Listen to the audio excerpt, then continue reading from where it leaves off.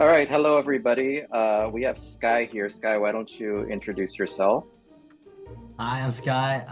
I go to University High School. I am currently a junior, and I went to Think Prep to study for the SAT and the ACT. What was your starting point, Sky?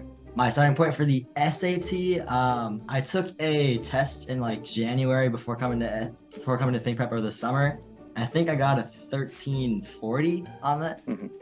As for the ACT, I took a pre-ACT through my school, and I think I got a 29, I believe. Oh, those are pretty high starting points. How did you feel about those scores? Um, I didn't really know what to think of them. I didn't really understand what the scores really meant, to be Oh, honest. okay. But I Okay. didn't really know if it was good or bad, but I decided to come here. What score did you end up with?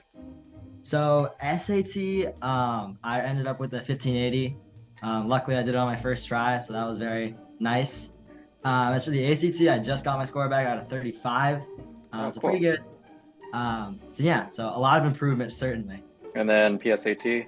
PSAT, I got a perfect score, so that's 1520 with the new format, which was online. I also So came here to study for that. a, a lot of people are freaking out about the new digital format. Do you have any comments about that? In my opinion, it's easier. First of all, it's shorter, so it's not as time consuming. It's not as just kind of brain numbing to take. But also in my experience, I like the shorter. They give you shorter passages for the reading section. A lot of questions with shorter passages. In my opinion, it's easier to understand and kind of do those questions. Also for the math section, they give you this graphing utility, which is super helpful. They're basically just Desmos on the test. I found it really helpful. So overall, I think it's a little easier actually than the original SAT, which had long reading passages and was I think around 3 hours compared to this test, which is now like 2 hours. You didn't find like the vocab or anything challenging? I think it was. I mean, it's sort of similar, I guess, to the original SAT. I thought the more challenging thing was like the logical ending. Or there are certain questions that would ask you about like what would best or logically complete this phrase, and it's just kind of a new question format. They also ask you to like analyze little and like notes and annotations to figure out those things. It's just a little bit different, but I think that it's something that you can definitely study for and kind of get into. You can kind of get used to them, and then I think it's easier. Regarding the test prep process, what do you think you found like helpful during the test prep process? The ridiculous amount of tests that Think Prep has is actually kind of crazy. Like you can come in every single weekend and do a test every single time, and then right after that, you can get your score report. You can see what you messed up on, and then you can go and review it with whoever you're studying with, whether it's a class or whether it's on your own. But there are just so many resources you can do. When I was studying for the paper pencil SAT, they have a bunch of SAT. I think I took 12 through Think Prep. And yeah, every single time you can go through it, you can kind of talk about what you're messing up on, and then you can kind of readjust and retake the test next week. So it was definitely sort of this like progression, and it was very helpful that you could just take a test every single weekend. I did it in the summer, so basically every single weekend I just went in, took a test. I actually alternated SAT and ACT. But yeah, it was super helpful that you can just take a test every single week, find your score, and then get help based on what you got wrong. So some people think that alternating between SAT and ACT is confusing or might throw you off. Did you find that at all? Yeah, a little bit. So Hmm. it's just they're very different tests. Like just the timing itself is just completely different. Like you have the SAT, which is less questions, and so you have more time per question. But then also there's a lot more punishment for missing a question. Whereas ACT, you have a lot less time per question, but then you can miss a few and still score pretty well. So definitely the timing was probably the hardest part.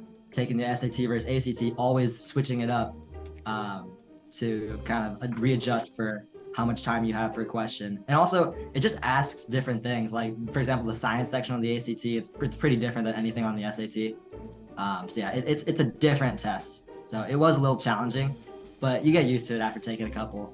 So my whole theory, and this is what I tell people, is that like the working on the timing of the ACT can help you with the SAT and that you're learning to work faster.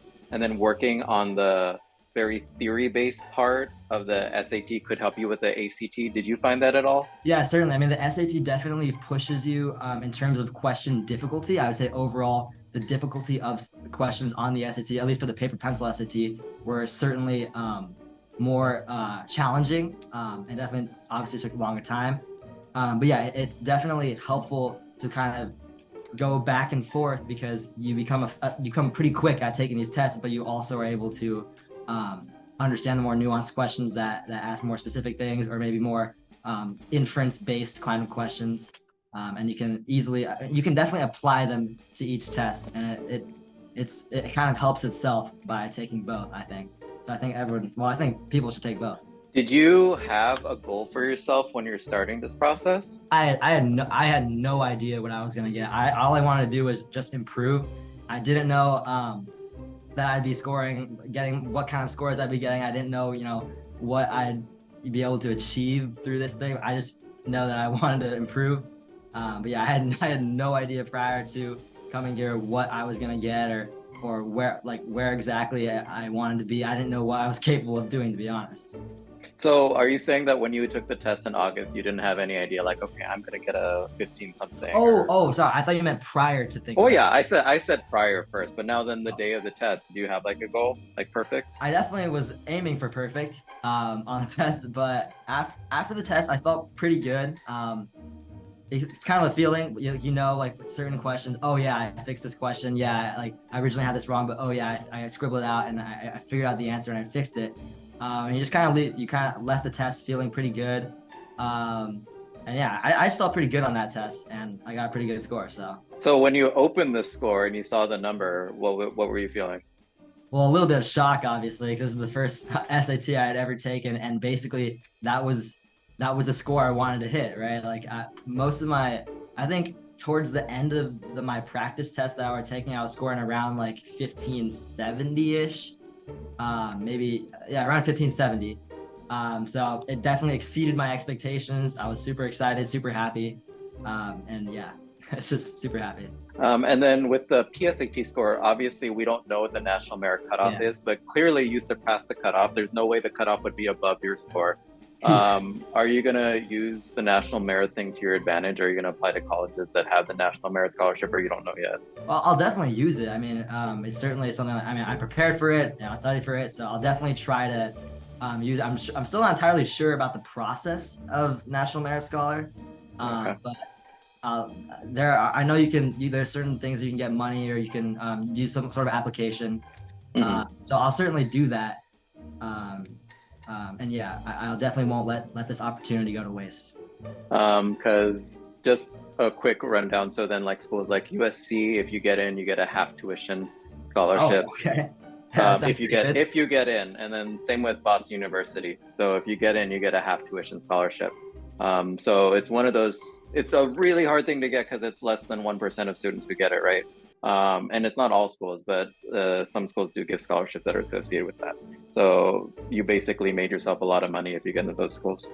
For people who are planning to take the test or something like that, do you have any advice for them? Be just sort of meticulous in your practice. Like don't sort of practice anything that you're pretty good at. It's often pretty uncomfortable to, like, for example, the science section on the ACT. Like, some people just find it kind of annoying, or just really kind of challenging to do at first, and maybe not as enjoyable as other sections. That maybe, like, for example, the reading section the writing section, or the grammar English section on the ACT, where you just have to kind of like look at the grammar. Maybe that's a little bit easier. Maybe you're better at the reading section or the math section, but certainly hit the spots that you are kind of struggling with, and that way you can actually improve.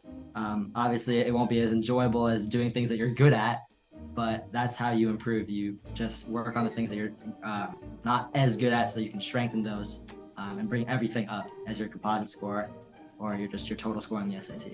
Do you have any tips or hacks that you liked? Not really. I mean, I was kind of strange in the sense that I actually kind of enjoyed taking the SAT. It was kind of strange that I found it just enjoyable. So I didn't really have like a tip or a hack, but I just liked it. I just liked the SAT. and That's ACT. interesting. I would say that among all my students who do well, they often take more than 10 practice tests, and I find that they enjoy the mental game of like trying to like one up themselves. Yeah, So no, it's what you're saying, interesting. It's interesting because like I don't know, just taking the SAT and ACT, it's just so much better than like doing anything in just school where you have to like write an essay or analyze something. It's just a multiple choice test. I mean, it's a lot more enjoyable in my opinion, than compared to like explaining something or writing out like a whole essay and then doing it in class, stuff like that. It's a lot more enjoyable, and also it kind of pushes you a little bit, in your way of thinking. It's not necessarily like it's not meant to be sort of extremely challenging. It's more meant to just sort of push you and present you questions that you may not have sort of seen in that kind of style, right? So I just found it as an interesting test, and I liked it. thank you so much for that information. Do you have any final words about test prep or think prep? Well, all I'll say is that it's one thing for a test prep center to be just kind of like purely transactional. Like you go in, you take the test, or you do your practice, you pay, and then you walk out. But Think Prep does a lot more than that. The staff genuinely care about you. They want you to succeed. The people at the front desk, Catherine and Andre, they're super nice, and it just makes the entire process all that more enjoyable. You walk in, they have a smile on their face, they greet you, they want to have a conversation with you, and they care about you. So it's does anyone really like? I mean, taking tests on the weekends, maybe it's not the most fun activity to do over the summer, but they certainly make it a lot more enjoyable. All right. Thank you so much for spending time doing this interview. Yeah, of course. Yeah. All right. I will see you soon. All right, bye. Bye.